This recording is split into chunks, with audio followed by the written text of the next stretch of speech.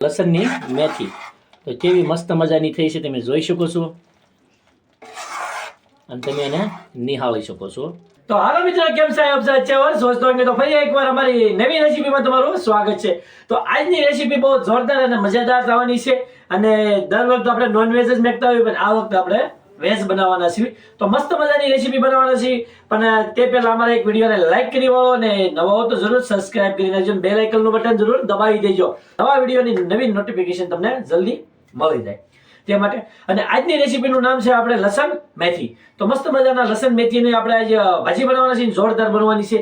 અને એને કઈ રીતે બનાવવાની તે શાળામાં ખાવાની સીઝન છે મિત્રો, અને તે શાળામાં આપણે જ્યાં જોવો ત્યાં મેથી ઝાઝા ભાગીએ મેથી અત્યારે મળતી જ હોય, અને અત્યારે સીઝન છે અને આપણે ઠંડીનો મોસમ છે એટલે આપણે ખાવાની હોય મિત્રો, અને આપણે અવારનવાર બધા ખાતા જ હોવી।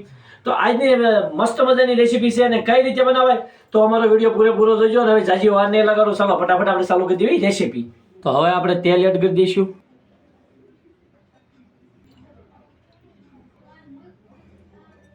અને હવે આપણે તેલને ગરમ થવા દઈશું। તો હવે આપણું તેલ આવી ગયું છે એટલે આપણે નાખી દઈશું લસણ। તો તમે જોઈ શકો છો કે ઝીણું ઝીણું આપણે બારીકથી લસણ અહીંથી આપણે પટ્ટીઓ પાડી દીધી છે લસણની। તો હવે આપણે લસણ એ પાછું આપણે એડ કરી દઈશું,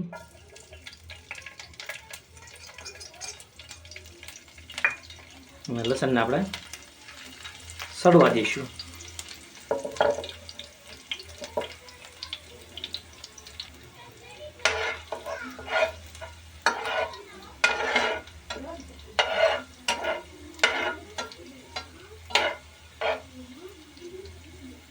આપણું લસણ સડવાઈ ગયું છે। તો હવે આપણે આ લઈ લીધી છે મેથી, અને મેથીને ઝીણું ઝીણું કટિંગ કરી નાખ્યું છે। તમે જોઈ શકો છો કે મેથીના પાંદડા જે હશે ને આપણે ઝીણું ઝીણું કટિંગ કરી નાખ્યું છે, અને હવે આપણે મેથી એડ કરી દઈશું, અને મેથીને આપણે ઘડીક સડવા દઈશું।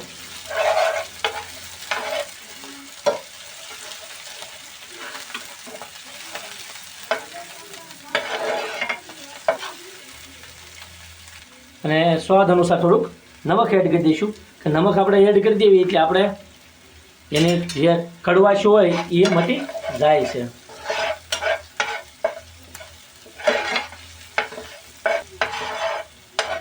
ને આપણે આમનામાં ઘડીક એને સડવા જવાની છે, ને આપણે હાવ છોડવી નાખવાની છે મેથીને।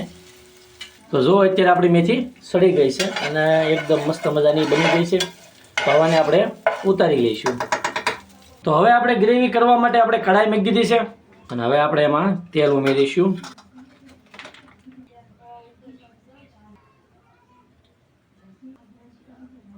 તો હવે આપણું તેલ આવી ગયું છે એટલે આપણે નાખી દઈશું અંદર આખું જીરું।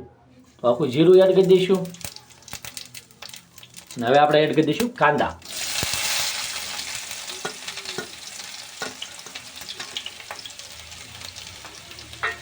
અને કાંદાને આપણે છોડવી નાખશું।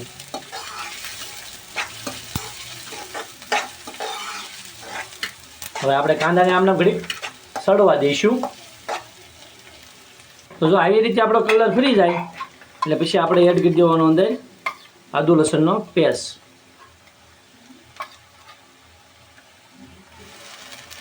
આવી રીતે આદુ લસણનો પેસ્ટ કરી દઈશું, કે ડુંગળીને બહુ સડવા નહીં દેવી। હજી આપણા બધા મસાલા ટમેટા અને આદુ લસણને બધું સડશે તો આપણે ડુંગળી આપણી ઘણી ખરી સડી જાય છે, અને અત્યારે તો હાલમાં નવી ડુંગળી આવે છે એટલે તમને ખબર જ છે કે મિત્રો જલ્દી સડી જ જાય છે।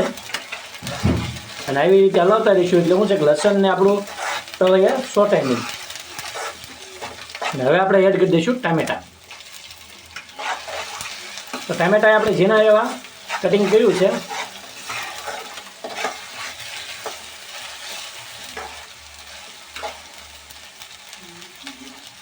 અને હવે આપણે એડ કરી દઈશું નમક થોડું,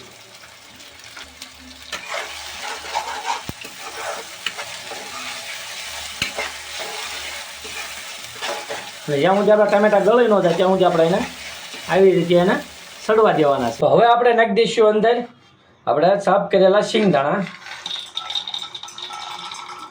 આપણા ઘરે જ વસ્તુ હોય એ જ આપણે બધી નાખવાની છે, બીજી આપણે બહારથી લાવવાની નથી। અને આ આપણે લઈ લીધા છે તલ, તો આપણે અંદર તલ એડ કરી દઈશું, અને હવે આપણે આને ઘડી પહેલા આને જે ઝીણો એવો દળદરું કરી નાખશું અને પછી આપણે અંદર પાણી નાખીએ અને પછી પાછું આપણે એને પેસ્ટ બનાવશું. તો જો મિત્રો આપણું બનીને થઈ ગયું છે કમ્પ્લીટ. તો હવે એને આપણે ગ્રેવીમાં એડ કરી દઈશું અને તમે જોઈ શકો છો કે કેવું મસ્ત અને જોરદાર લાગે છે એનો પેસ્ટ. ડુંગળી બધું સડી ગયું છે એટલે હવે આપણે જે પેસ્ટ બનાવ્યો છે એ પેસ્ટ આપણે એડ કરી દઈશું અંદર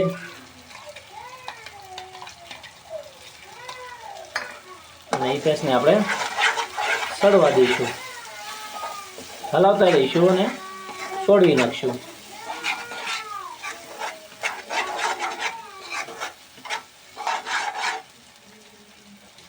એક ચમચ ધાણા જીરું પાવડર એડ કરી દઈશું, અડધી ચમચી હલ્દી પાવડર એડ કરી દઈશું, એક ચમચી તીખું મરચું એડ કરી દઈશું, એક ચમચી કાશ્મીરી લાલ મરચું એડ કરી દઈશું. એને હલાવી નાખશું.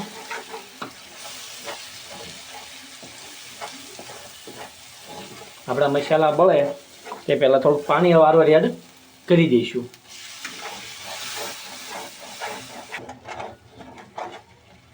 થોડુંક પાણી હમાઈ એડ કરી દઈશું અત્યારે, એટલે આપણા મસાલા બધા સડી જાય.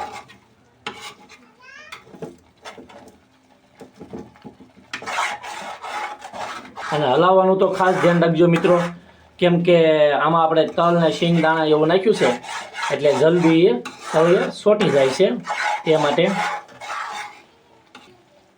તો આને ઘડીક સડવા દઈશું આપણે આમને. તમે જોઈ શકો છો મિત્રો કે આપણી ગ્રેવી અત્યારે જોરદાર થઈ ગઈ છે. અને હવે આપણે આમાં એડ કરી દઈશું કે જે આપણે ભાજી આપણે એને ફ્રાય કરી અને કમ્પ્લીટ કરીને રાખી છે, તો હવે ભાજી આપણે એડ કરી દઈશું અંદર.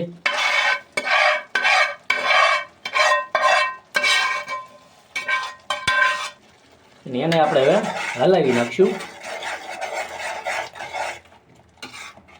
તો જો મિત્રો કેવી મસ્ત મજાની આપણી ભાજી થઈ ગઈ છે તૈયાર.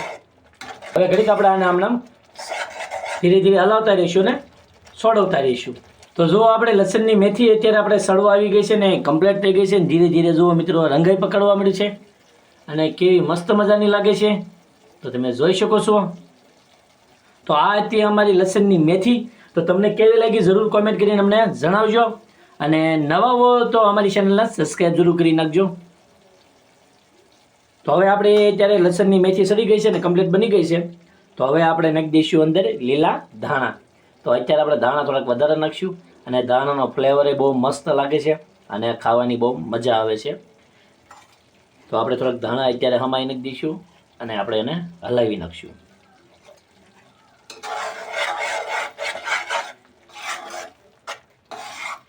તો આ હતી આપણી લસણની મેથી. તો કેવી મસ્ત મજાની થઈ છે તમે જોઈ શકો છો અને તમે એને નિહાળી શકો છો. તો હાલો હવે આપણે આને ડીશમાં કાઢી લેવી. તો હવે આપણે ડીશમાં કાઢી લઈશું. તમે જોઈ શકો છો કે કેવી મસ્ત મજાની આપણી લસણની મેથી બની છે. તો આવી રીતે આપણે એને ડીશમાં કાઢી લઈશું. તો મિત્રો આ છે અમારી લસણની મેથી અને કેવી મસ્ત અને કેવી જોરદાર બની છે. તમે એની ગ્રેવી જોઈ શકો છો અને તમે એની ટેક્સચર જોઈ શકો છો મિત્રો કેવી મસ્ત મજાની બની છે. તો જો મિત્રો આ છે કેવી મસ્ત મજાની બની છે અત્યારે મેથીની લસણની મેથી અને કેવો જોરદાર લાગે છે તમે જોઈ શકો છો મિત્રો. તો જો તમને અમારો વિડીયો ગમ્યો હોય તો એક લાઈક કરી આવજો, નવા હો તો સબસ્ક્રાઈબ જરૂર કરી નાખજો. તો ફરી એક પાછા નવી રેસીપી મળશું. ત્યાં સુધી મિત્રો બાય બાય.